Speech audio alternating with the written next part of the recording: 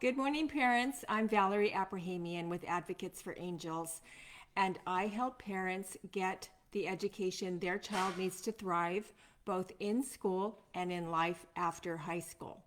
And today's Facebook Live is entitled, School is Starting, Are You Ready? So I want to start today with reviewing with you what free and appropriate public education means, parents, because right now our child's education is in jeopardy.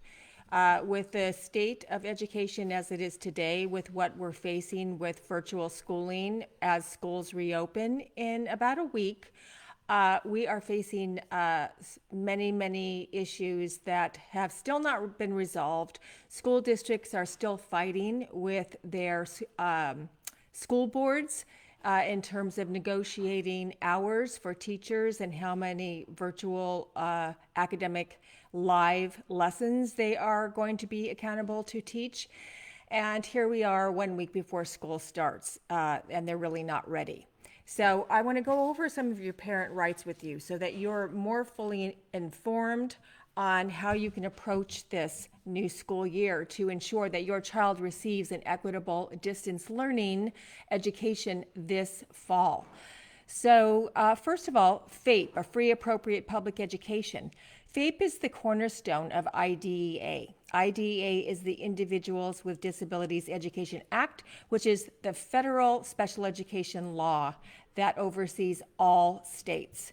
So that is our nation's special ed law, and it ensures that each eligible child with a disability is entitled to a free appropriate public education that emphasizes special education and related services designed to meet your child's unique needs and that prepares your child for further education after high school, for employment, and for independent living. So that's really the cornerstone of IDEA, is a free appropriate public education that prepares your child for an independent future after high school, which means gainful employment, and it also means preparing for further education and independent living after high school. That's the purpose of special education.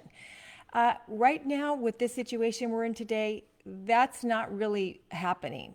So IDEA is being violated right and left. It has been since last March of last spring, and it is continuing to be violated.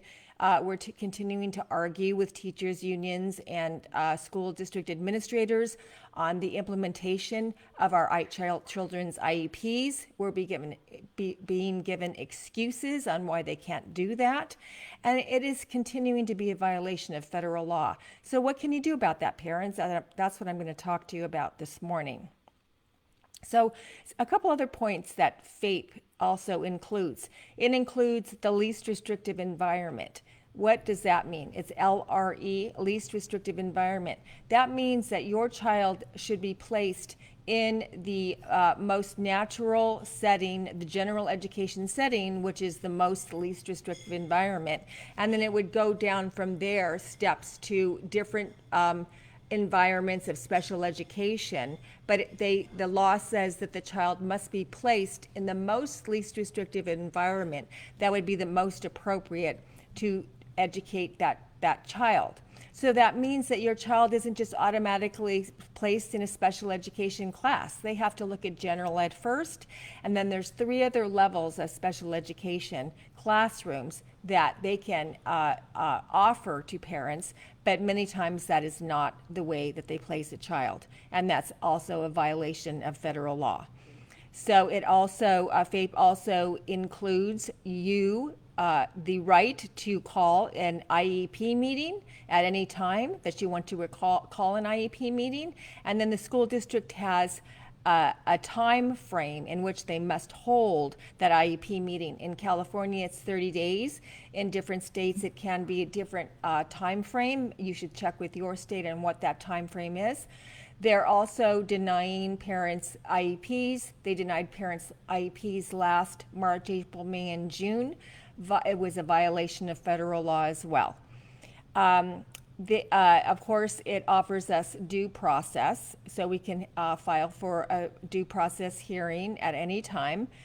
And it offers us a non-discriminatory assessment of our child. So our child should be assessed in all areas of their suspected disability, and it should be non-discriminatory. And it also ensures that we have equal parent participation to every other person sitting on our IEP team. So parents are equal IEP team participants. Parents, you have the right to be in every meeting that is discussed regarding your child's education. You have equal say-so, equal input.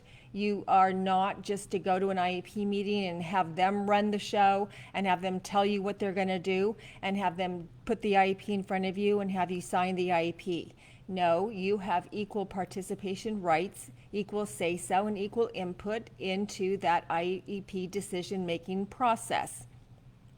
So, I want to talk about the Fourth Amendment and how IDEA is slowly being dismantled right now and what we can do about it. So while education may not be a fundamental right under the Constitution, the Equal Protection Clause of the 14th Amendment requires that when a state establishes a public school system, no child living in that state may be denied equal access to schooling. And right now, our children are being denied equal access to schooling, parents. They are in many school districts, they are serving the general ed student much more so than they are serving the special ed student. I gave you already several examples that they are not implementing the IEP. The IEP is paramount in order for our child to access the curriculum. If our child's IEP isn't implemented, then they can't access the curriculum because that's why they have an IEP. That's the purpose of an IEP, is to allow a child with special needs to access the general education curriculum to make progress toward their goals. They're not implementing IEPs at this time, parents. They're violating federal law. So here we are 1 week before school starts, and it doesn't look like our children are being provided equal access at all. Because where is the concern for our students, parents? Where is the concern for our students? So back in March, April, May, and June, our children did not receive their IEP, and they didn't receive virtual instruction, and they didn't receive an education. So then as we realized after the first couple weeks in March, when we were supposed to reopen again and we realized that wasn't going to happen, school districts didn't hop into action and start training teachers with Fidelity on technology, figuring out how are we going to provide an equitable distance learning plan, figure out how we're going to implement the IEP. What they started, they basically did nothing. And they just allowed all those months to go by without us receiving our IEP for our child. That's what happened last March, April, May, and June. Now, I know many parents and many of my clients, I've already asked for that time to be made up, which is compensatory education, because when the IEP is not implemented, the school district owes you whatever wasn't implemented. That's compensatory education. We're receiving prior written notice letters, PWNs, letters from the school district saying, no, sorry, we're not going to make that up because we don't have to, because schools were closed. And they're using the pandemic and school closures as an excuse to deny compensatory education. Again, that's a violation of federal law. They failed to develop a plan with Fidelity for equitable virtual schooling in the fall because they didn't get into action even this summer. All summer long, they had a chance to start training their teachers on technology, figuring out the plan for this school year. What was it going to look like? What's the plan for virtual schooling? How much virtual academic instruction are the teachers going to be required to do? They didn't do that. They're doing it now. They're doing it now, several weeks before they started fighting a couple weeks ago, the teachers' unions with the districts, and they're still fighting today to come to a resolution on a contract with the teachers' unions on how many hours they're supposed to teach. So that doesn't, where is the concern in there about our students, about our children's education? It's all about the school district. It's about the school district, the administrators, and the teachers, and them fighting with each other on how they're going to figure out how to do this, and they still don't have an equitable, strong plan in place. So since March, when this closed, really I started addressing these issues in in terms of our children's IEPs not being implemented. I right away started offering town hall meetings every Wednesday night to inform parents about their parent rights, about how to hold their school districts accountable, and the latest updates from Congress regarding the guidelines that were coming down from Secretary DeVos, the education secretary in Congress, because even today those guidelines are continuing to come down as we continue to go through the pandemic, and especially now with many schools districts across the nation continuing to be closed for the fall. So so I want to talk to you parents today a little bit. I want to tell you a couple stories about some kids in special education, because I want to let you know how personal this is for me and why I'm so passionate about my advocating and why I do what I do, why I've been offering every Wednesday night town hall meetings, why I've been working basically 60-hour work week since this all began to keep up with what's going on with the IDEA, with how they're going to move forward with the pandemic and how they're going to provide our kids their education. So I want to tell you a story about Shannon. And Shannon is, today she's in her early 20s. And she was in special education all through high school, since grade school. She was in special education. They never really assessed her properly, because till this day, she still doesn't know if she really has a learning disability or she doesn't have a learning disability.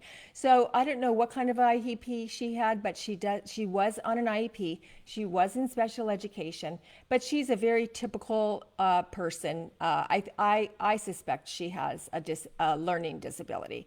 But she never learned anything in special ed. She always was behind. She didn't learn how to do math. She didn't learn how to read very well. And basically her life after high school, in which IDEA is mandated to have kids be prepared to leave high school with the skills they need to move on to independent living and to gain a competitive employment after high school and even go to college, failed miserably to do so for Shannon. She's a beautiful young girl. She's now married and is a stepmother to her husband's son. And she is now working in technology. She does Facebook. She works for a company that does social media, and she's amazing. But the school district failed miserably to educate her, and they pushed her through. She got her diploma, even though she, I don't know what grade level she's at, but she's extremely far behind in terms of her education and what she should have learned when she was in school. She wanted to go into the Army, and she wanted to, that was what she wanted her career to be, but she couldn't pass the test, the educational test, the assessment that it takes to get into the Army. She couldn't even pass that because she didn't receive the education that she deserved and that she was entitled to when she was a young person. So I've told the story many times about my daughter Chanel, that was diagnosed with autism and seizure disorder when she was 3 years old. And the school district wanted to place Chanel in a severely handicapped autism classroom, which was a self-contained class. They did not teach academics. They only worked on keeping the kids behaviorally, compliant. And I never allowed the school district to place my daughter in that class. I immediately started studying special education law and learning how to advocate. And my first big win was to have the school district award Chanel a private non-public agency, non-public school where for kids with autism, in which she received all the services that she needed: speech and language, occupational therapy, audiology therapy, vision therapy, and on and on. She received everything she needed. She came back into the public school, and I had her fully included in general ed for the rest of her school career. The doctors at UCLA told me that Chanel would never read, she would never write, she would never talk, because at that time when she was small, she was nonverbal. And my daughter graduated with a high school diploma with honors, and she went on to be a California credentialed dog groomer, which is what she does today. And she also volunteers at dog shelters and rescues dogs. So they were wrong and their low expectations of my child, as well as the school district, was also wrong with wanting to place my daughter in that class, which would have been a complete misplacement of my daughter, because her expectations, their low expectations of her, would have caused her to remain basically at the level that she was when she was diagnosed, because she was, at that time when she was small, nonverbal. She looked just like a little girl with autism who would hold her ears and scream, and couldn't be in places that had loud noises, and was overstimulated and sensorily overloaded all the time. But because I learned how to advocate for my daughter, I basically saved her entire education and her whole future, because her whole life would have been changed had I allowed the school district to move forward with their agenda and believed the doctors at UCLA and what their prognosis was for my daughter.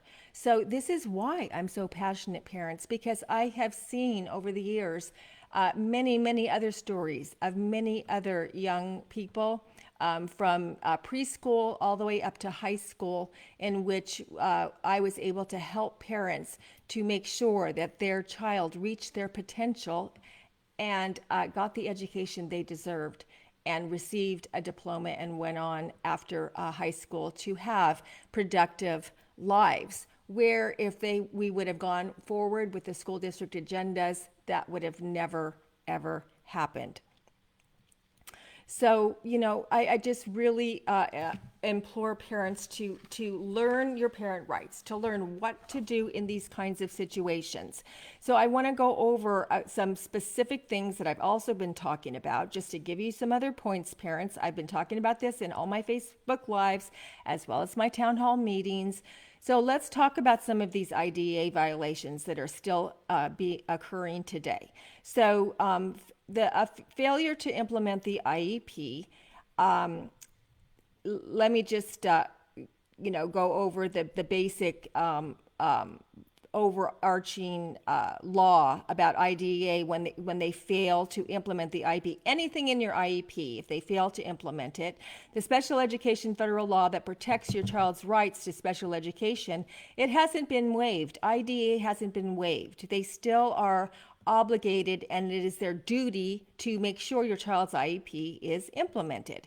So because of this, school districts cannot legally remove or suspend any of your child's rights under IDEA without specific authorization from Congress, which they have not received. Your child must continue to receive all supports and services listed in their IEP even though schools have been closed, and even though we're going into a virtual model in many school districts, that still remains in effect. So now let's talk about assessments. Many school districts sent out a blanket PWN, prior written notice, to all their students in special ed. And they told them, we're not doing assessments right now because schools are closed. Again, that is incorrect information. They can do assessments, and what they're recommending is that they contact the assessor that developed each whatever particular assessment that is, that they contact them and they inquire about, would this assessment be valid if we conducted it virtually? And there are many assessments that would be valid and able to be conducted in that manner. So if your school district turns down a request for an assessment or fails to complete an assessment within your state timeline after you, the parent, has consented to an assessment plan, federal law gives parents the right to pursue claims for the school district's failure to complete assessments on time. They still must remain within the time frame of assessments. So school closure is not an excuse to violate federal law. So now let's talk about IEP meetings. Last March, April, May, and June, same thing with IEP meetings. Many school districts waived across the board and a PWN to parents saying, we're not holding IEP meetings because schools are closed, parents. Once again, if your child is struggling, whether that environment be in person, remote, or hybrid model of education, make a written request for an IEP meeting and make sure that your concerns are very well documented.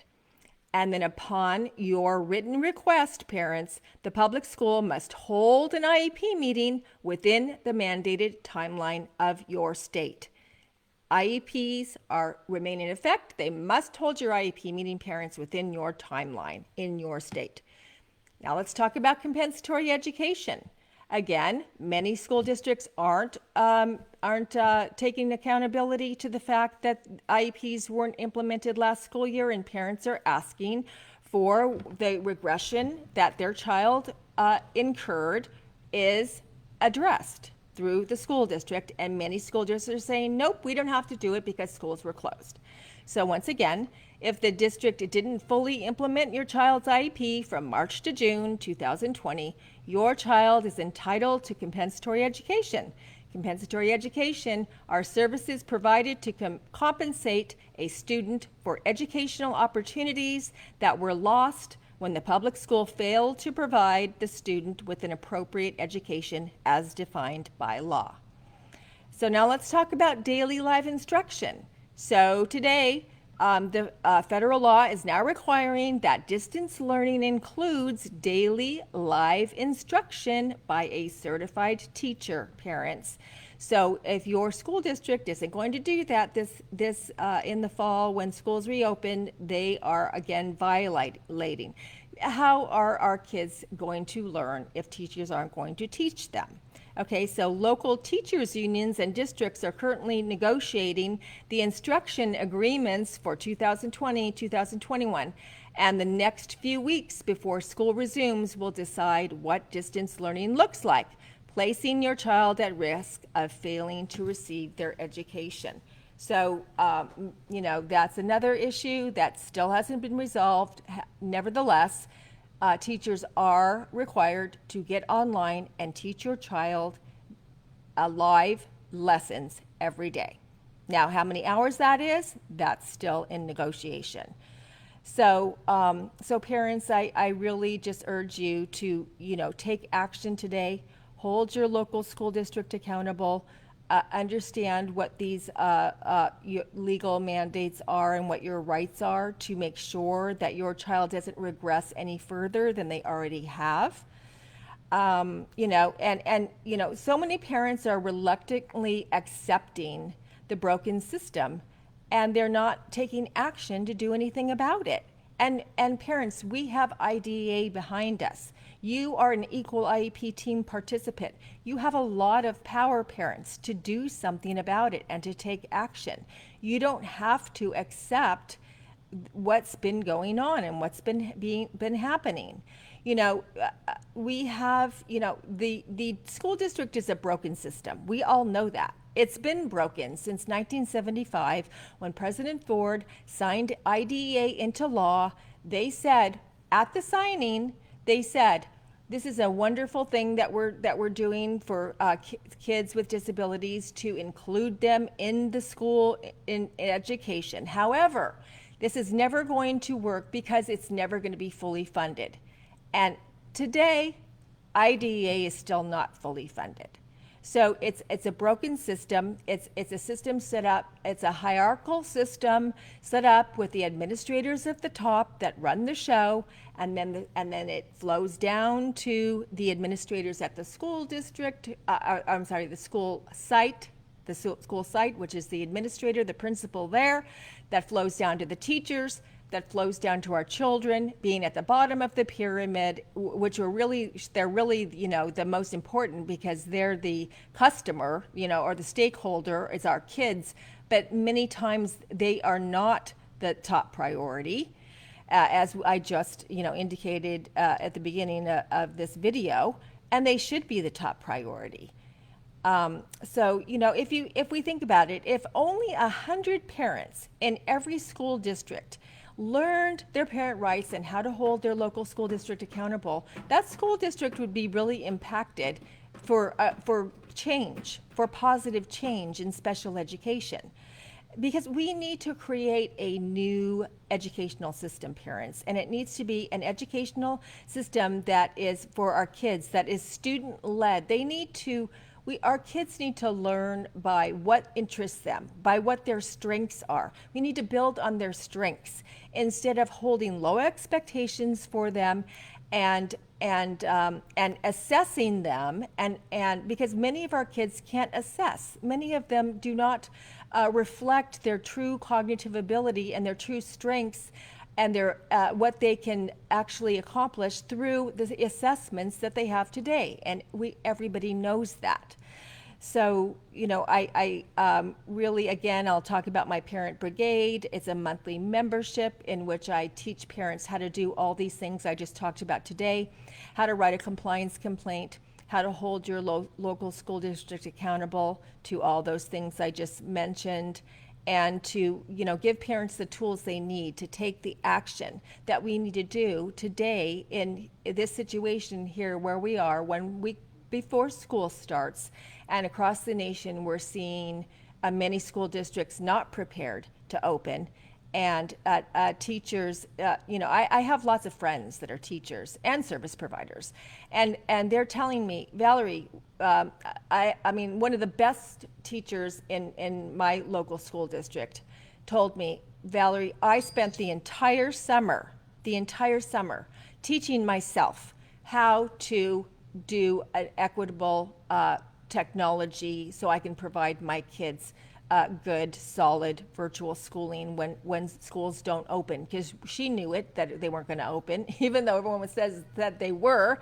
And she spent the whole summer learning technology and going to Zoom meetings and webinars on her own all summer long. That's what she did, because the school district didn't train them well. So they didn't support their teachers to be prepared. Many many school districts, they still haven't even gotten their list of how many kids they have, what kids they have, what is their schedule going to be, how many hours are they going to be required to get online. They still don't know, because the teachers' unions are still fighting with the schools districts. So if you go to my Advocates for Angels, it's advocatesforangels.com, and you go to the courses tab at the top, and you'll see the Parent Brigade. It's called the Empowered Informed Parent Brigade, and you can join that Parent Brigade. It's a very low monthly fee.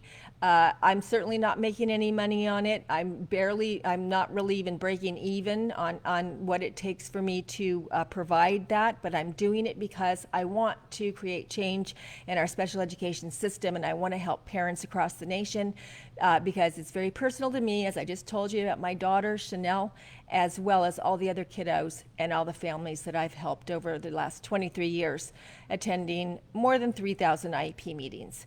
So thank you, parents, and please, let's take action, and let's work together to take action to stop the dismantling of IDEA and the violation of our rights, our parent rights and our children's rights as well. So please like and share this Facebook Live video, and I hope to see you at one of my town hall meetings. Take care, guys.